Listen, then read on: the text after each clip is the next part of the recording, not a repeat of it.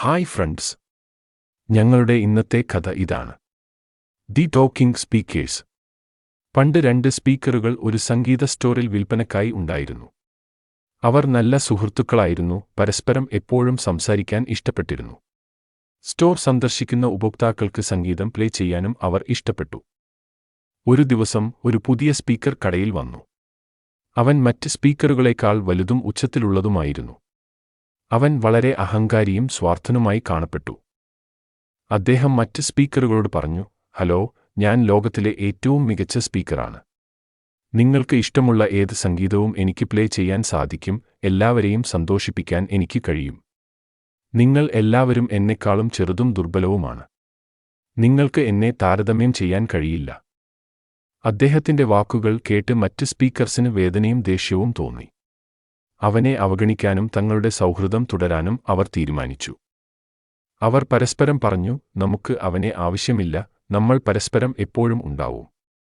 അവന് കഴിയുന്നതുപോലെ നമുക്ക് സംഗീതം പ്ലേ ചെയ്യാം. പിറ്റേന്ന് ഒരു കസ്റ്റമർ കടയിൽ വന്നു. വീട്ടിലേക്ക് ഒരു സ്പീക്കർ വാങ്ങാൻ അയാൾ ആഗ്രഹിച്ചു.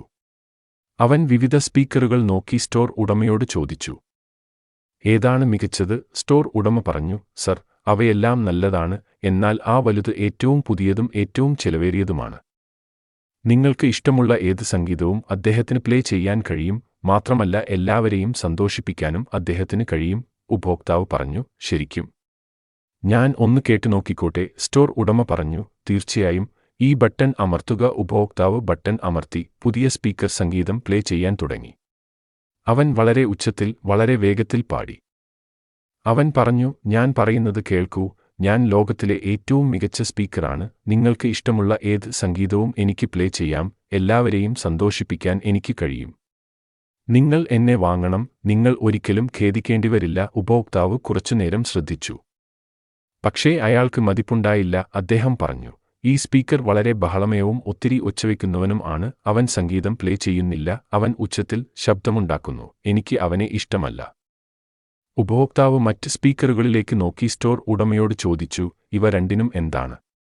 എനിക്ക് കേൾക്കാമോ? സ്റ്റോർ ഉടമ പറഞ്ഞു, തീർച്ചയായും. ഈ ബട്ടൺ അമർത്തുക. ഉപഭോക്താവ് ബട്ടൺ അമർത്തി. 2 സ്പീക്കറുകളും സംഗീതം പ്ലേ ചെയ്യാൻ തുടങ്ങി. അവർ സൗമ്യമായും ലളിതമായും പാടി.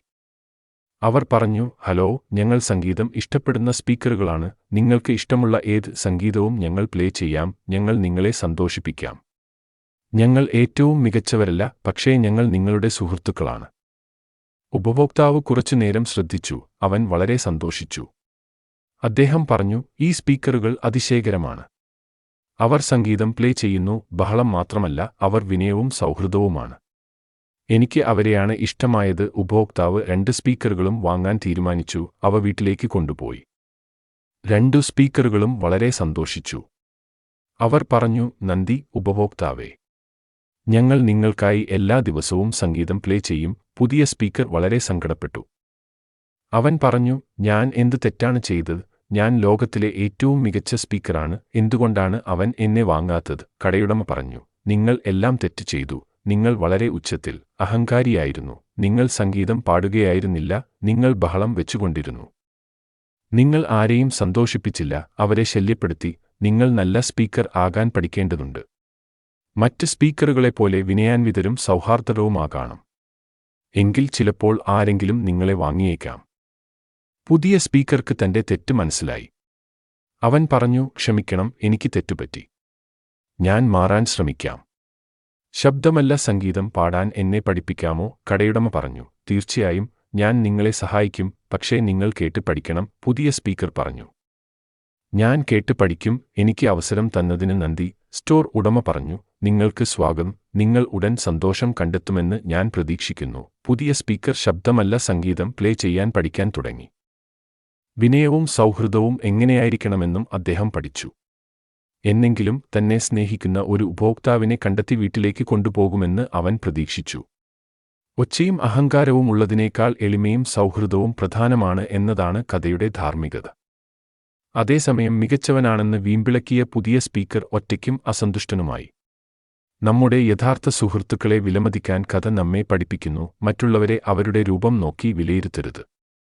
എങ്ങനുണ്ട് കൂട്ടുകാരെ ഈ സ്പീക്കറുകളുടെ കഥ? നിങ്ങൾ കഥ ആസ്വദിച്ചുവല്ലോ.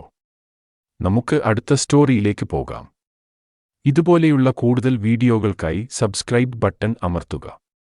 കൂടാതെ ലൈക്ക് ബട്ടൺ അമർത്തി ഈ വീഡിയോ ഇപ്പോൾ നിങ്ങളുടെ സുഹൃത്തുക്കൾക്ക് ഷെയർ ചെയ്ത് ആസ്വദിക്കൂ.